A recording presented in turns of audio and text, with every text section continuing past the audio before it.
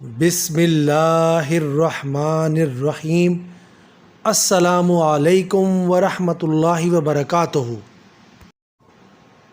ابن عود جب ان کے پاس ایک شخص آیا اور اس نے ان سے کہا کہ بہت زیادہ پریشانی ہے، پتہ نہیں آخرت میں میرا کیا بنے گا، تو انہوں نے کہا کہ اللہ تعالیٰ پر ایمان رکھو، ان پر اعتماد رکھو۔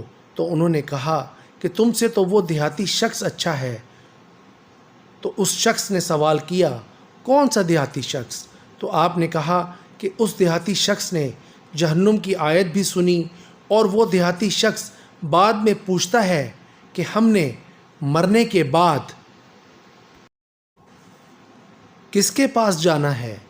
تو ابن عود نے کہا کہ تم نے مرنے کے بعد اللہ تبارک و تعالیٰ کے پاس جانا ہے۔ پھر دیہاتی کہتا ہے کہ جو رحمان اور رحیم ہے۔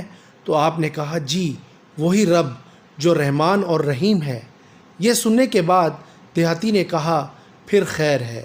تو دیہاتی کو یقین ہے اللہ تبارک و تعالیٰ کے پاس مرنے کے بعد جانا ہے، اور وہ رحمان اور رحیم ہے، اور وہ رحم والا معاملہ کرے گا۔ تو تمہیں کیا پریشانی ہے؟ کیا تم اللہ تبارک و تعالیٰ پر یقین نہیں رکھتے ہو؟ اس نے کہا پتہ نہیں کیا بنے گا۔ تو آپ نے کہا کہ میں تم سے 2 سوال کروں گا کہ جب تم اکیلے ہوتے ہو تو کیا تم نے کبھی اللہ تبارک و تعالیٰ کے سامنے کھڑے ہو کر 2 رکعتیں پڑھی ہیں؟ تو اس نے جواب دیا جی ہاں پڑھی ہیں۔ اچھا، تو جب تم سے کبھی کوئی گناہ ہو جاتا ہے تو کیا تم اللہ تبارک و تعالیٰ سے توبہ کرتے ہو؟ اس نے کہا جی ہاں میں توبہ کرتا ہوں۔ تو پھر پریشانی کی بات نہیں ہے، کیونکہ اللہ تبارک و تعالیٰ تمہیں کبھی اپنی رحمت سے محروم نہیں کرے گا۔ سبحان اللہ۔ میں آپ لوگوں سے بھی گزارش کروں گا جب اکیلے ہوں تو اللہ تبارک و تعالیٰ کے سامنے سجدہ کرنے میں جلدی کیا کریں، کیونکہ یہ جو خلوت کی عبادت ہے یہ آپ کو اللہ تبارک و تعالیٰ کے اس قدر محبوب بنائے گی جس کا آپ تصور بھی نہیں کر سکتے۔ اور چلتے پھرتے یہ کہا کیجئے کہ اے اللہ مجھے معاف کر دے۔ ایک شخص تھا وہ بار بار یہی کہتا تھا کہ اے اللہ میں تجھ سے راضی ہوں، اے اللہ میں تجھ سے راضی ہوں۔ تو ایک شخص نے اس سے پوچھا کہ تم یہ کیا کہہ رہے ہو؟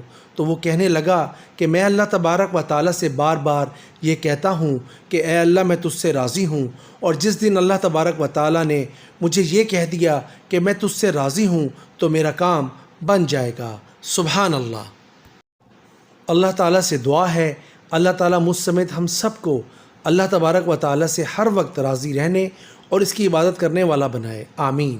تو یہ تھی میری آج کی چھوٹی سی ویڈیو، امید کرتا ہوں آپ کو پسند آئی ہوگی۔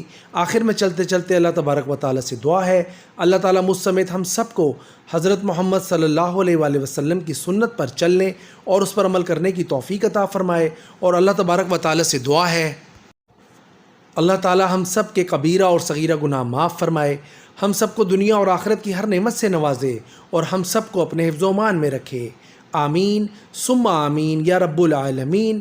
نیکسٹ ویڈیو تک کے لیے مجھے دیجیے گا اجازت۔ اللہ حافظ۔